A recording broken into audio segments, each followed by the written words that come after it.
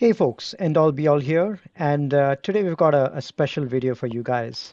So some of you guys might have already heard, but Clash is quitting the game for due to personal reasons. I think he's got some work that he has to take care of. I think his work is taking off in a big way, and he's got to spend more time over there.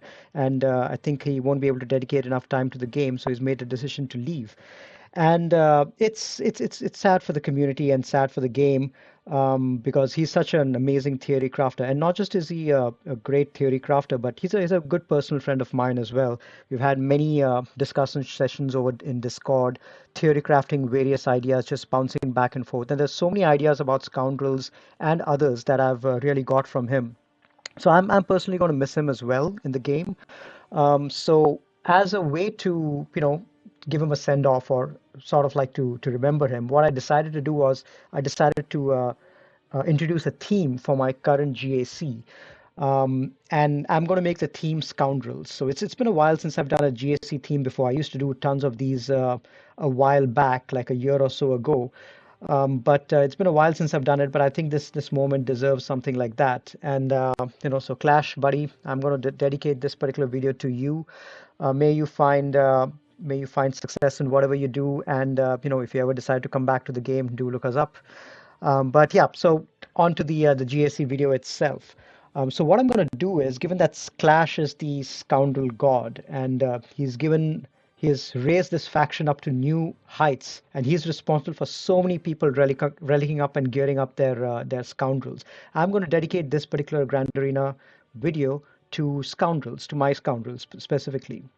What I'm going to do is I'm going to, on my attack phase, every single team that I have will at least use one scoundrel. That's going to be the rules of the game.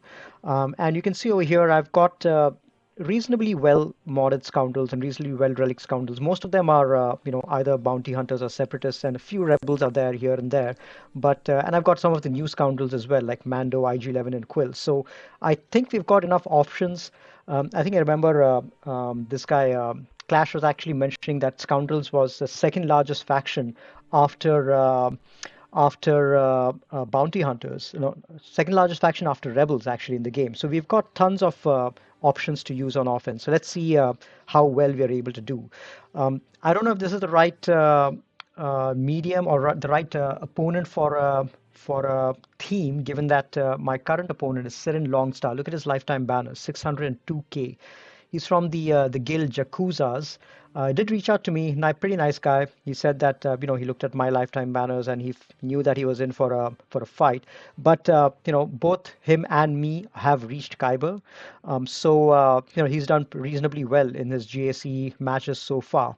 So I think this is going to be a relatively low pressure match, which is why I thought this might be a good time to try out a theme as well. So this guy, Sirin, has got pretty decent lifetime banners. He's got a decent offensive record as well. Let's skip ahead and let me take you guys to the. Oh yeah, I'll show you the GLs that he has. So he's got both the light side GLs, just like me. So what I've done is I've gone ahead and I've pre-recorded these battles. So what you're going to see over here is me giving voiceover to battles that I've already recorded beforehand. So you can see over here my defense. I decided to keep a defense which is I always keep both my GLs for offense, and I keep this time I kept defenses which didn't really require a scoundrel, or rather, I kept teams which I couldn't really use with a scoundrel without breaking up the synergy. So that's why you see teams like Darth Revan. You can't really insert a scoundrel in there for offense. I've used Rex over here on defense. I've used Finn over here on defense as well. And let me see what other teams I have. And then at the back over here, I've got JKR that I usually keep on offense, but I decided to keep on defense this time just because they've got no place with the scoundrel on offense. And then CLS, Padme, and JKL. So all relatively tough teams at the back over here, banner stealing teams, hopefully. And let's see, at the top, I have kept reasonably easier teams. I think there's a General Grievous, but most of the squads are a little tricky, but mainly meant to strip banners, not nothing that great.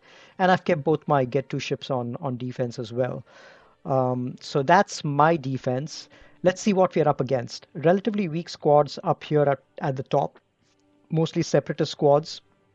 And then down south is where we have a couple of good teams. We've got actually the Ray with the Han and Chewie. So that's another reason why I decided to keep my Finn Bros up front because my opponent always likes to keep Ray with Han and Chewie, which means that you won't have CLS Han Chewie to take against my Finn team. So might have to use something stronger against that. So that team on defense usually breaks up two big teams. But if you have a Ray of your own, a mirror match is reasonably straightforward against that. And then he's got his own resistance heroes, but under Poe, not under Finn. And then he's got Night Sisters over there as well. This is the Hide the Acolyte version of it. So we need some good AoEs for that. So I decided to go in with my own Ray.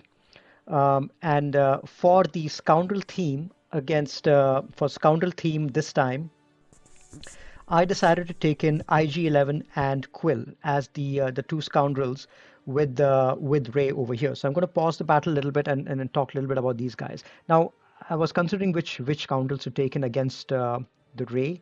So it was, I could have used the Wets, for example, their resistance and their scoundrels.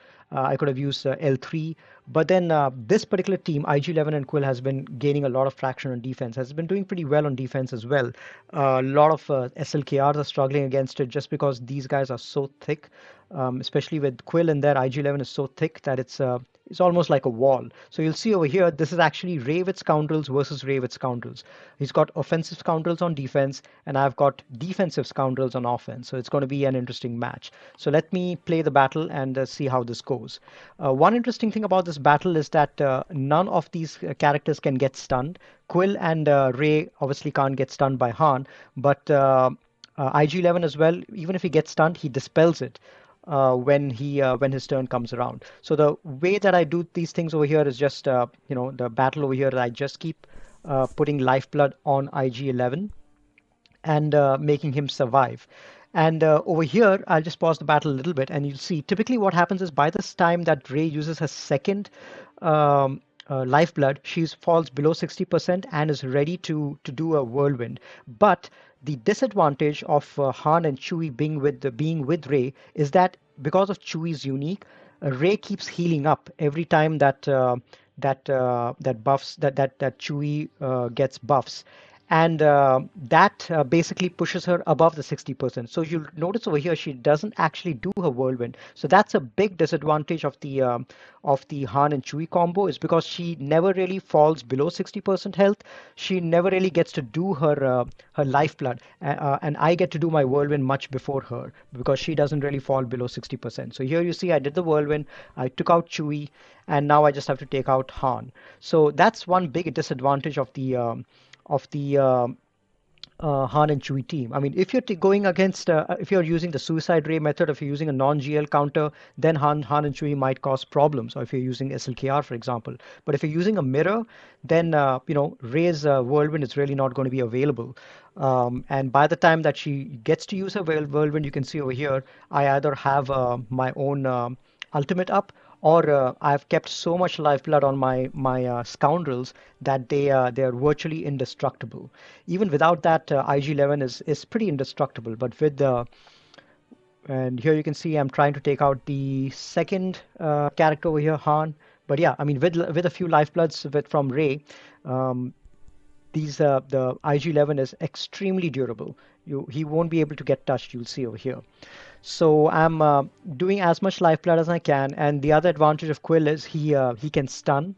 And so before when Chewie was there, I used to stun him and shock him and keep him under control. Once Chewie is gone, I can go ahead and stun Han and take care of him. He's got tons of lifeblood on him, so it's going to take a little bit of a while to get him down. But a few whirlwinds and we take care of him. Once it's only down to Ray, then it's just a question of recovering some banners. So that's the reason I'm doing some basics, because I already have my full protection on Ray, but I'm just trying to do some basics to recover some health. But you can see over here his Ray is already in yellow, so she's not going to do any more lifebloods or whirlwinds, and it's just a question of me controlling her. And even though she's going to go into Ultimate Light right now, it's really not a big deal because I've got more than enough life blood on my Scoundrels to take care of this. So definitely a really great Scoundrel squad and one of the best combinations in 3v3, at least with Ray. So it was a natural choice to use these set of Scoundrels in my battle against Ray. So you can see over here 53 banners, didn't really get to full health with Ray, but 53 against a Ray with Han and Chewie is perfectly fine, especially since my enemy Siren ended up wasting two different teams against that. Now the next squad over here is the Poe with Han and Chewie. Poe with the Resistance heroes, and I decided to use my Han and Chewie with the Wedge this time. I usually take Kira in, and you can see over here how easily they melt when they don't have the protection up buff from the defense and extra defense from Finn lead. These guys melt away really easily. So Poe is really not a good lead to keep your heroes under. Finn maybe takes 10 more seconds to take down, but with Han and Chewie, but it's still perfectly fine. So in the last battle, Han and Chewie obviously were my Scoundrels. Those are the one of those factions which go both rebel and scoundrels and can do a really good job. And the reason I took Wedge over there is because I wanted to use my other scoundrels under Kira. So this is the next scoundrel squad that I have on offense, where I've got Kira, who until Beskar Mando was there, Kira was the best scoundrel leader, and I like to use her a lot in 3v3 just because she's got tons of potential for uh, protection recovery, and that's what we'll see over here. So I've got Han in there to basically taunt, and I gave my Beskar Mando under Kira lead over here just to prevent some of these revives, and because Beskar Mando can go around stealth and directly target Acolyte. So that's the reason I took Beskar Mando in over here. Because you can see over here, he ignores stealth and he was able to get rid of Acolyte, and there's no revives possible with him. So I didn't have to worry about the hide the Acolyte strategy over here. Now it's just a question of me going in and finishing off the other two sisters. I think I have to probably get a couple of deaths over here from Asajj, and then I'll be set over here. So Stormtrooper Han, again, very interesting scoundrel tank, and the only reason that I relicked him up was because of Clash again. I mean, so many videos that Clash brought out with Stormtrooper Han, and one of them actually that he got with Vago was Stormtrooper Han countering with CLS, countering. Well, actually, it was Stormtrooper Han lead with Han and Chewie countering Gas back when Gas was a big problem in 5v5s. And I can't tell you the number of times that I've used that team and the number of times that that team has saved my ass. I still think to this day that barring GLs, that team, Stormtrooper Han, Vandor, Chewbacca, Han, and Chewie, is probably the best non-GL counter to gas in 5v5. And in terms of banners, it always used to give me like 57, 58, 59 banners, and not even gas mirror or Darth Revan or something like that. Not even those guys, or Padme, not even those guys could give me a guarantee 58, 59 banners against a gas team. Those all would be very low banner options. So, definitely that was one of the highlight of the theory crafting that we got from Clash and Vago. So I think the community has a lot to thank Clash over there for that particular video. So here you can see the battles are taking a little long just because these guys tend to be a little problematic. They gain tons of turn meter under Asajj lead every time they fall below 100% health. But you can see over here, yeah, but finally I was able to take out, I don't remember how many deaths I exhausted, but I was finally able to take out Asajj with Mando and ended with 52 banners. So not exactly a clean 54. I could have taken in my Bosk Bounty Hunters and Django for 54, but I wanted to use different scoundrels. I wanted to use those guys somewhere else. So let's see what's at the back. And I think I might have to fast forward a little bit. Yeah, there we go. So at the back, we have relatively weaker squads. I think my opponent is used to his Ray holding in the front. A lot of Sirin's opponents have struggled against the Ray with Han and Chewie, or they get very low banners. So I think My opponent usually tends to win on efficiency. Now, for the next Scoundrel battle on offense, I decide to take in usually against a crew team. I would have taken in JTR, BB-8, and R2D2, but I decided to bring in a Scoundrel, and there are two resistant Scoundrels out there. One of them is Wet Han, the other one is Wet Chewy, and I think Wet Han has got tremendous amounts of synergy with JTR, just because he's got AOE ability block. That is, I think, has got to be one of the best abilities in the game. Very few characters have that, including I think Old Ben and the new Jedi Master Luke, for example. But with AoE ability block and with a stun, there's an amazing way to control the enemy team. And he's got the ability to stagger on his basic, especially if the enemy is debuffed, he attacks twice.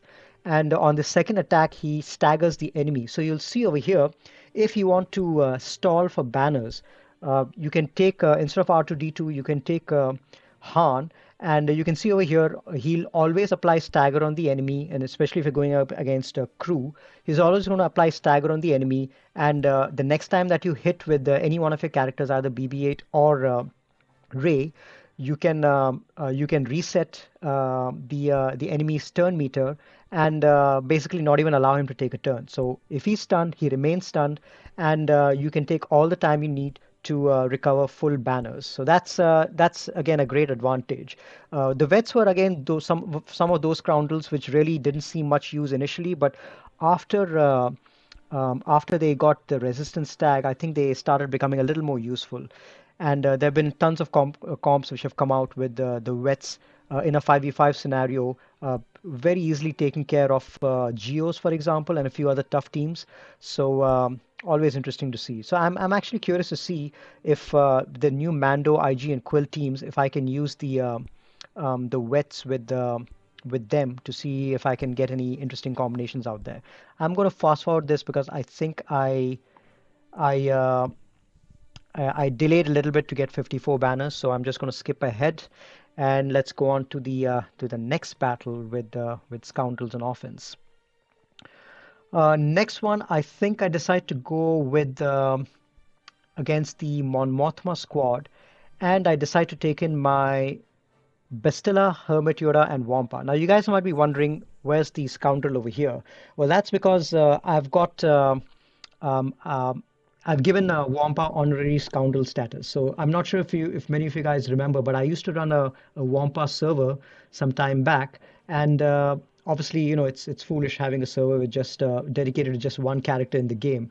It's not like it's a faction or something like that. So I decided to close the server down because I didn't have enough time for Discord. And Clash actually, offered to take the Wampa in. So we transitioned the Wampa into the Scoundrel server, and now Wampa has got a dedicated channel in the Scoundrel server. So that's the reason I say that Clash has made Wampa an honorary scoundrel, which is why I decided to use Wampa over there in my battle against Mon Mothma. Now, the scoundrel in this team is Cara Dune. Again, one of the best scoundrels out there.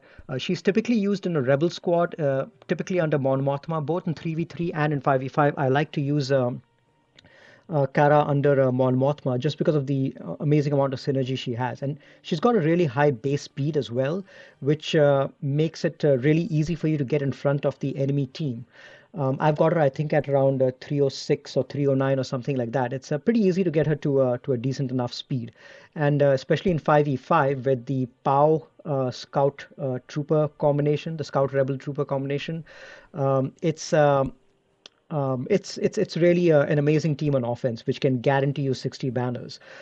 So again, amazing scoundrel. You can use her in some scoundrel comps, which I've done before, but I really like her under Mon Mothma. A really amazing person to use under there. So here you can see the Steam died too fast, so I wasn't able to stall enough to recover full banners. But Mon Mothma usually ends with 54 banners in most comps. And now there's a weak Night Sister team that I wanted to take out, and I use Bosk Lead over here just because we've got Mother Talzin over here who can apply Plague.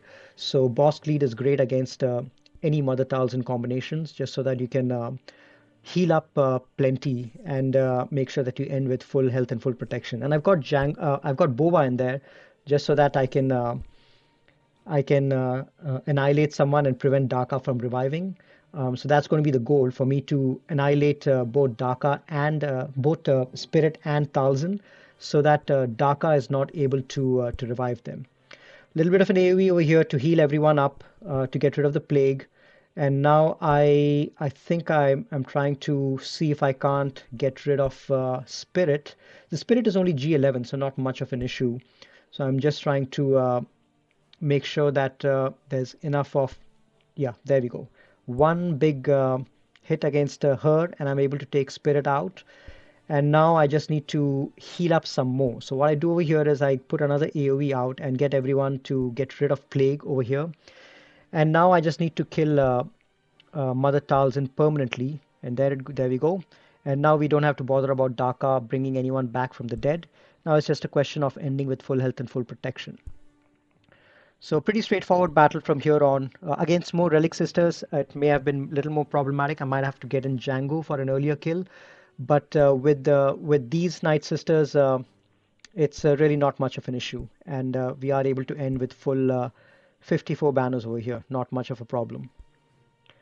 And again, bounty hunters are one of those, the just like rebels, they are another one of those scoundrel factions which has a huge overlap. All bounty hunters are scoundrels, and almost all of them have got a leadership ability. So they're a very versatile scoundrel faction that you can use on offense against in both 3v3 as well as 5v5. I think their value in 3v3 is really way better than 5v5, just because almost each of them has got a leadership ability. They've got the ability to go around taunt with bounty hunter's resolve that most of them have, and in general, they're just a very amazing and versatile faction in 3v3. They've got a lot of prevent revive abilities, which is really problematic against some of those Night Sister comps that you see in 3v3. Now, this won't be a Clash dedication video without a Nest solo, and I usually keep Nest on defense, but I decided to keep her on offense because she's one of the most reliable, scoundrel offensive characters that you can take in 3v3. And there are a lot of different options that you can use to take Nest against in 3v3 for a solo. This particular team, just because of the amount of assist that it has, is a very easy target to take against Nest. Now, I usually don't take Nest on offense, and I usually don't try solos, but in this particular case, I really didn't know what to do, and I think what I probably should have done was gone after B1 first, just to reduce a bunch of stacks, just so that all that healing wouldn't happen. I tried to go after Droidica, but B1 was healing them too fast. So I think what I did was I decided to go after first take out Poggle, so that there's one less character giving stacks to B1, and then I decided to just go after B1 and get him down, and then focus down on Droidica after that. So if you're going against this team, which is pretty easy for Nest to handle, I would recommend going after B1 first and taking care of B1, and then you can finish off Droidica or any other damage dealer at your leisure. So Nest, that's another character which I relicked only because of Clash, but she's one character who really deserves relics. She's tons of fun to play with, very unique mechanics. When she came out, everyone thought she was broken, and there were questions out to CG asking, is she working as intended? Is this really working as intended? This mechanic seems broken, but Nest is one of those characters which has stood the test of time and still managed to remain relevant. One of the few scoundrels which has done that. So 55 banners, pretty simple outcome over there. Let's see, what other scoundrels do I want to use on offense over here? I think for the next one, I decided to go against the Newt squad. And I decided to use, let's see what I did over there. Oh yeah, I used my GBA, B1, and Django Fett. Now, I didn't really need GBA elsewhere, so I decided to use GBA over here. I usually use Poggle, B1, and Django for that just for that extra offense synergy. But the Newt was pretty weak, so I decided to take in GBA lead just for that extra tankiness and that extra heal potential. And my scoundrel over here obviously is Django. He's typically used under separatist leads these days just because of the payout that he gets almost immediately. He used to be a staple in bounty hunter teams long ago, but he's I think the only scoundrel. Well, actually, there are a few scoundrels in Separatist squad. There's obviously Newt, and then there's this guy. But Django works amazingly well in 3v3 because of the ability to ignore taunt and the ability to prevent revives. So definitely one of the best scoundrels out there, and one I would highly recommend for you guys to get relicked up. Now, there's the Grievous squad to take out, and I was a little apprehensive first. I didn't really know what to take against, what kind of scoundrels to take against Grievous. And this is a very weird Grievous team. It's under Dooku, and it's got Magnagard to give Grievous the stealth, and it's yeah, there's a little bit of extra, tenacity and offense that Dooku lead gives every time that I think there's a debuff applied or every time that they're stunned. But I would really prefer to keep a Grievous lead rather than Dooku lead. I don't think this particular team is as effective. But anyway, coming back to the topic, what scoundrels to take in against Grievous? What I decided to do was I had my JML still available on offense, so I decided to see what kind of scoundrels would work best with him. And the Newt Watt combo is really amazing, especially against characters which are susceptible to health damage like Grievous or Nihilus and Treya and all of that. So I decided to take in my Newt as the scoundrel along with Watt with Jedi Master Luke. And Watt and Jedi Master Luke are an amazing combo in 3v3 if you want to end with full health and full protection. Pretty decent combo. So I'm going to let this play out over here.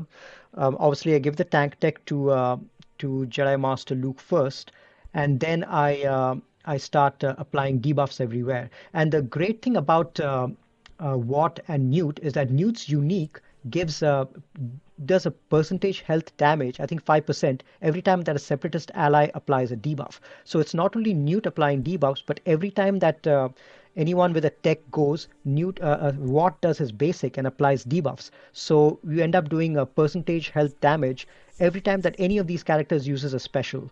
If now I've given the health tech to Newt and I've given the taunt tech to JML. Every time that they do a special, you see the white numbers over there. They end up doing a percentage health damage, and that's okay against Magnagard, but it's really great against Grievous. You can see over here I apply debuffs, and then there's percentage health damage which happens over there because Newt does his basic and applies Watt does his basic and applies dots over there. And because of Newt, he ends up getting that giving that extra health damage. So you can see over here, it's very easy to end with full health and full protection, especially if you give the health tech to Newt. Being a separatist, he gets the bonus protection. So even if there's AOE's from Grievous, it'll still not chew through his bonus protection. So extremely easy to end with full 54 banners over there. So I think I'm going to use Newt and Watt a little more often on offense, just because of the amazing versatility that they have, and the amazing amount of flexibility that they give you on offense.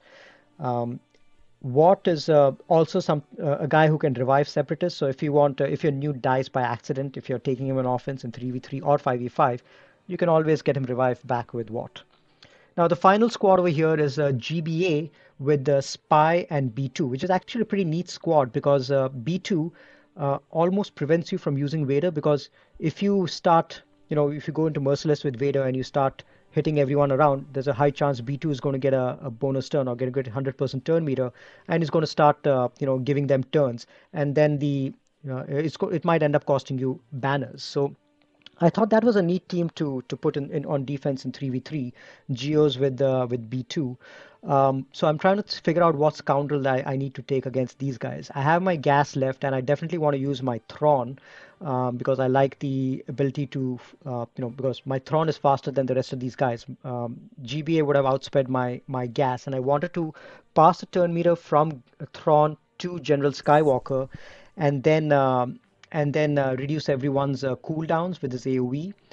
And I was thinking about all the other scoundrels that I could take, and there was L3 that I could have used. There was There were other options. I think there was Lando and a few others, but I ultimately decided to go with Vando Chewbacca just because he's unique. Every time that he's buffed, he reduces the incoming damage from the enemy, and I thought that was a very useful feature to have. Oh no, I think I considered taking Chewbacca, Vando Chewbacca, but ultimately ended up going with the Armorer. Now the Armorer also is technically not a a scoundrel, but again, in Clash's Discord, you'll have a separate channel for the armorer. So I consider the armorer an honorary scoundrel, and I've got the armorer up to G11 in this 3v3 season, but I haven't really used her on offense. So I decided to, given that it's one of the last few matches of 3v3 season, I decided to use the armorer on offense. And there's tons of synergy that the armorer has with gas because gas can apply armor shred. Armorer uses armor shred as well, and if she gives a couple of the Beskar, the tech to gas, then he ends up recovering tons of protection, which ends up making him tanky. And if by some miracle you manage to land the third Beskar tech as well, that makes gas counter. And typically gas will not counter unless he's got a full 501st team around him. But this is one way in which you can get gas to counter with putting in non-501st in there. So I think I'll try that a little bit more in 5v5s as well. You can see over here my Thrawn is not doing too great, but I think he's done his job, which is basically given gas the turn first and prevented everyone from reducing their cooldowns a little bit. So he's doing pretty bad, but I managed to get the second Beskar tech onto my Thrawn so that he recovers at least a little more protection. And now it's just a question of finishing off this team with gas. So at least gas ends with full protection, and I'm able to get loose. I lost two banners because of Thrawn and one banner because of Armorer. So that's the character zone cleared with a scoundrel in each offensive team.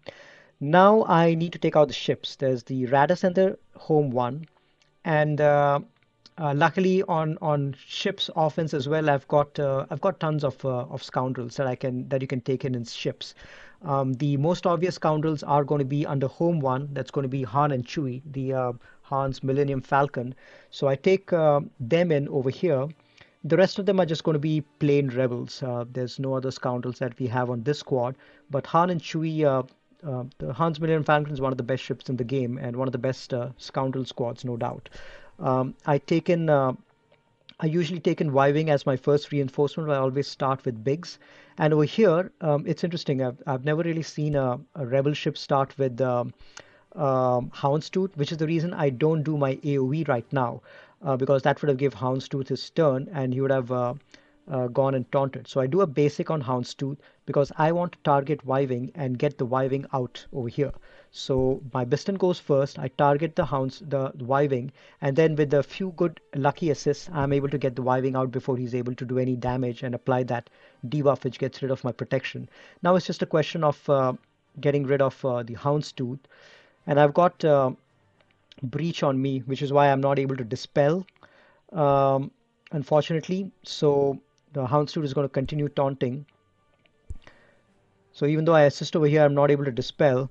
But what I do over here is I get in my Rebel Y-Wing in order to get rid of the bonus protection from Houndstooth.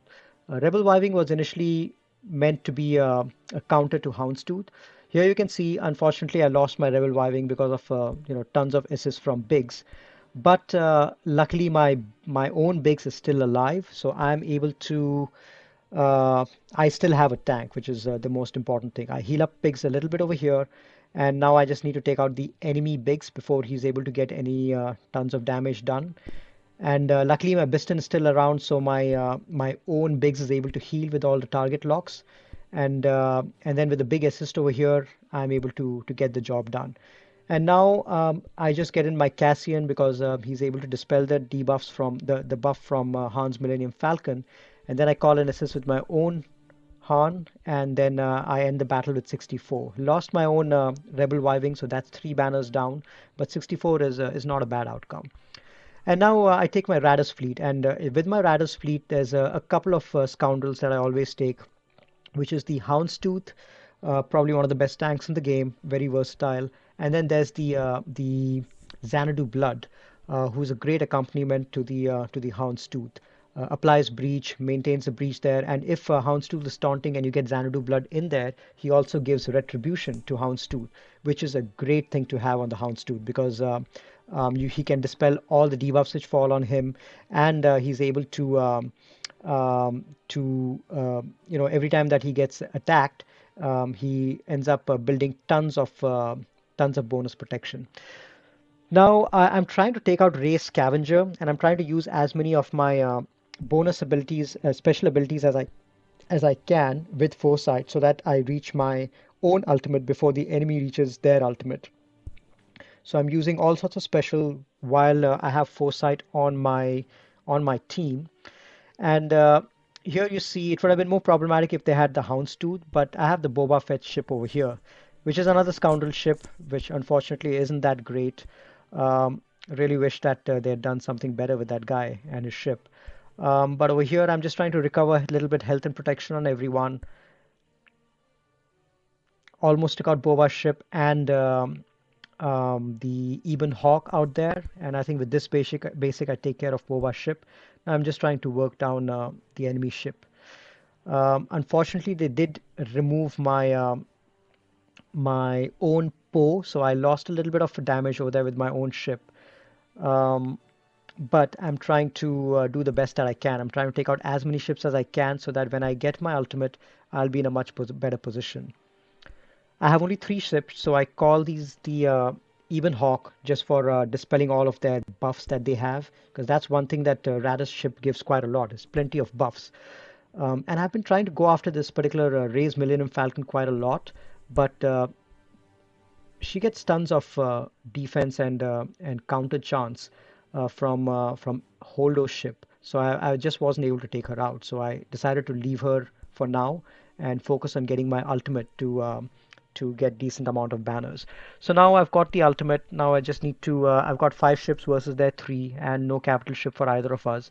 Now it's just a question of getting rid of all the ships one by one. So the Ray's Millennium Falcon is finally down.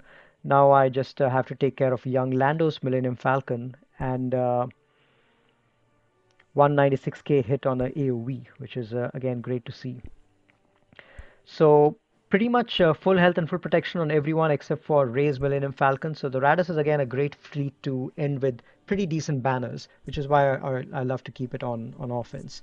So there we go. We ended with 63, and our total score at the end of the day was about 2670, which is great, which means that my opponent will have to get 53 banners on average, 53, 54 banners on average in the character zone, and get about 64, 65 in the ships. And I've got both my get two ships on defense as well. So I think my opponent is going to struggle and probably not going to make that score. I will give you guys an update in the comments section about what the final outcome was. But yeah, that's basically it. The end of the Scoundrel special Clash special GAC theme. Hope you guys enjoyed the video as much as I enjoyed making it. And again, all the best to you, Clash. Hope you wish you all the best in whatever endeavor you do. And whenever I use my Scoundrels in the future, I'll be sure to remember you. So take care, Clash, and happy gaming to the rest of you. And I will catch you guys in the final match of the final week of 3v3. Until then, take care, and I'll see you guys later.